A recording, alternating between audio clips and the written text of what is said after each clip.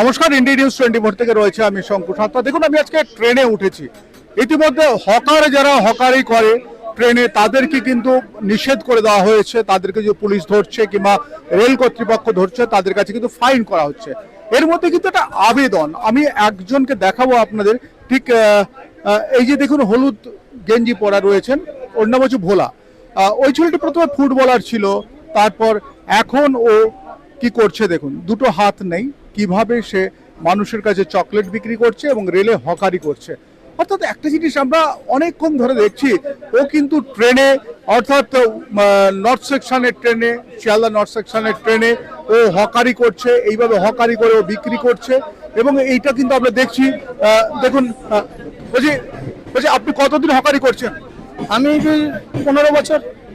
আপনার তো দুটো হাত নেই দেখছি। হাত নেই, তবু এটা মানে ভগবানের কৃপা, মা বাবার আশীর্বাদে করে খাচ্ছি। রেল তো বলেছে আর হকারি করা যাবে না, কি করবেন? এবার রেল বলছে, কিন্তু আমাদের যে রাজ্য সরকার আছে তার উপরে আমাদের আস্থা আছে, ভরসা আছে।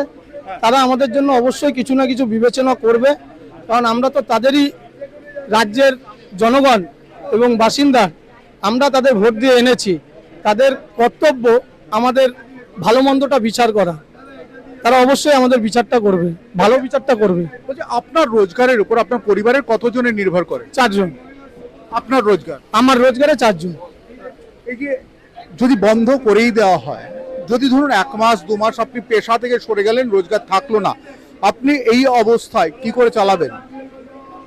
তার আর একটা বিকল্প হবে, যেহেতু আমি কাজ এখানে যদি কাজ করতে না দেয়, এবার আমি তো অন্য সব সাধারণ মানুষের মতন না যে রঙের কাজ বা সেন্টারিং এর কাজ বাজ করে খেতে পারবো, বা টোটো চালিয়ে বা অটো চালিয়ে।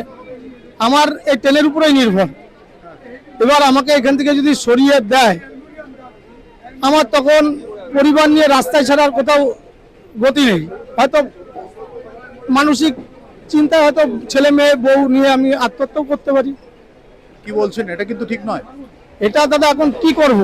ছেলে মেয়ে যদি না খেয়ে থাকে, ছোট ছোট ছেলে মেয়ে, এবার তাদের যদি খেতে দিতে না পারি, তাহলে সেই দুর্ভাগ্য বাবা সেটা কোনোদিন দেখতে পারবে না। আপনার প্রতিবন্ধী কার্ড রয়েছে তো? হ্যাঁ, কার্ড আছে। আপনি কোনো চাকরি পাননি?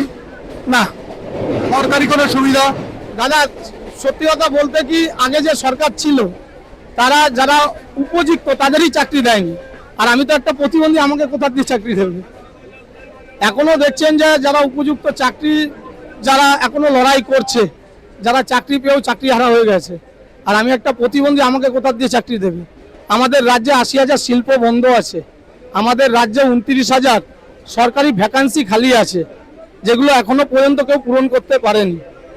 তাহলে আমাদের কাজটা দেবে কোথা থেকে? এখন এই ট্রেনটায় আমি এবং আরও শিক্ষিত ছেলে পেলে যারা আছে, অনেকেই এই ট্রেনের উপরে নির্ভর।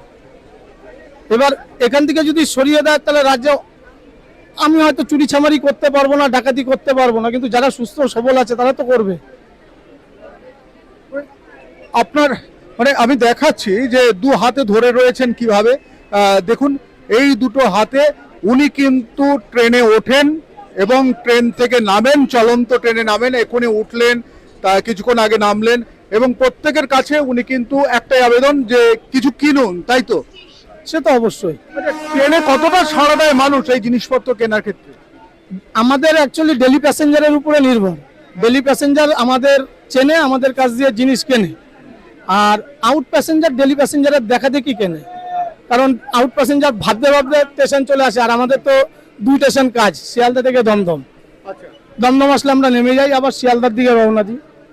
সারাদিনে যা রোজগার হয়, খাওয়া দাওয়ার পরে কিছু সঞ্চয়ের ব্যবস্থা হয়? সঞ্চয় বলতে মানে বাড়িতে যারা আছি আমরা সব নিয়ে টাকাটা নিয়ে যাই।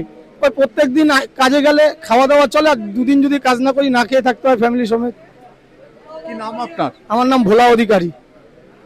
ভোলাবাবুর সঙ্গে কথা বললাম এতক্ষণ। ভোলাবাবু তিনি কিন্তু দীর্ঘক্ষণ ধরে ট্রেনে হকারি করছেন। তিনি এক ধরনের চকলেট বিক্রি করছেন। এই চকলেটটা অনেকেই কিন্তু কিনছেন, কিন্তু এই চকলেট বিক্রি করে কিংবা আমরা দেখলাম যতটা পরিমাণে তার বিক্রি হচ্ছে, তাতে অর্থাৎ একটা বগিতে বেশ কয়েকজন হকার, যারা প্রত্যেকেই খাবারের জিনিস বিক্রি করছে, আর এই যে কটা মানুষ রয়েছে তাদের মধ্যে কিছু রয়েছে যারা হয়তো 20% লোক এদের কাছ থেকে খাবার কিনছে, কিন্তু সেই খাবার কেনার ফলে এদের কতটুকু প্রফিট হচ্ছে কিংবা এরা মোটামুটি কোনোভাবে দিন গুজরান করছে। এরা দাবি করছে যে এইভাবেই যদি চলতে থাকে, অর্থাৎ যদি এখানে কোনোভাবে হকারি করতে না দেয়, ভোলাবাবুকে যদি এখানে হকারি করতে না দেয়, তাহলে তিনি কিন্তু ভবিষ্যতে একটা চূড়ান্ত সিদ্ধান্ত নিতে পারেন। দেখতেই পাচ্ছেন তিনি একেবারে এইভাবেই উঠছেন চলন্ত ট্রেনে, এইভাবেই নামছেন কোনোভাবে সময়টা বাঁচানোর জন্য, বিজনেসের সময়টা বাঁচানোর জন্য। তবে এই বিষয়টা আপনাদের সামনে তুলে ধরলাম, জানি না আপনারা কিভাবে নেবেন কিংবা রেলপথ কর্তৃপক্ষ ভাববেন হয়তো আমরা কিছুটা বিরোধিতা করছি। না, আমি মানবিক অবস্থাটা তুলে ধরছি, এই ভোলাবাবুর মানবিক অবস্থা তুলে ধরে আপনাদেরকে বোঝাচ্ছি যে একটা মানুষের তার কিন্তু জীবিকা এবং জীবন ধারণের অধিকার রয়েছে যে কোনো ভূখণ্ডের মধ্যে।